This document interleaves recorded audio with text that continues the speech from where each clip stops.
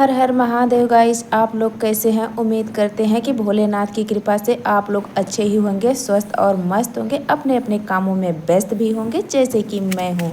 और मैं ना खेत जा रही हूँ ऊख छीलने, यानी कि गन्ना छीलने। भाभी पहले से पहुँची हुई हैं, गन्ना को काट रही होंगी और बस मुझे छीलना होगा, तो मैं भी जा रही हूँ।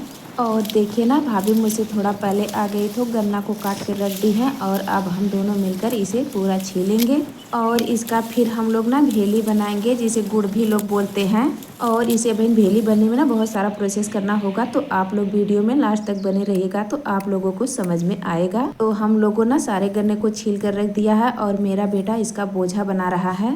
और इसकी जड़ में ना जो मिट्टी और सोर लगी है उसे खुरपी की सहायता से कैसे खचड़ के साफ कर रहा है और फिर इसका बोझा बना रहा है। और जहाँ ना एक गन्ना की पेराई होगी यानी कि भेली बनेगी, वो हमारे घर से ना थोड़ा दूर है, तो हम लोग ना इसे ठेले पर ला देंगे। ठेला मेरा बेटा लेकर जाएगा और ठेला ना खेत में नहीं जा सकता है, तो रोड पे ही खड़ा किया है, तो हम लोग इस पे ना ला कर रख रहे हैं।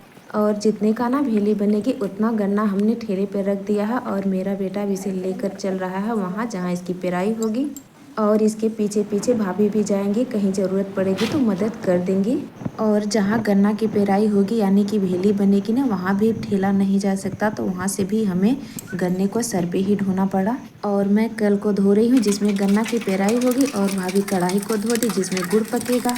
कल और कढ़ाई दोनों धोकर साफ हो गई, तो अब गन्ना की पेराई भी शुरू हो गई है। भाभी इसमें एक एक करके लगाएंगी और मेरा बेटा रस निकाल कर कढ़ाई में डालेगा। और मैं वापस चलती हूँ उसी गन्ने के खेत में गन्ने की पत्ती लेने, जिसको ना हम चूल्हे में झोंकेंगे यानी कि लगाएंगे, जिससे कि हमारा भेली यानी कि गुड़ पकेगा।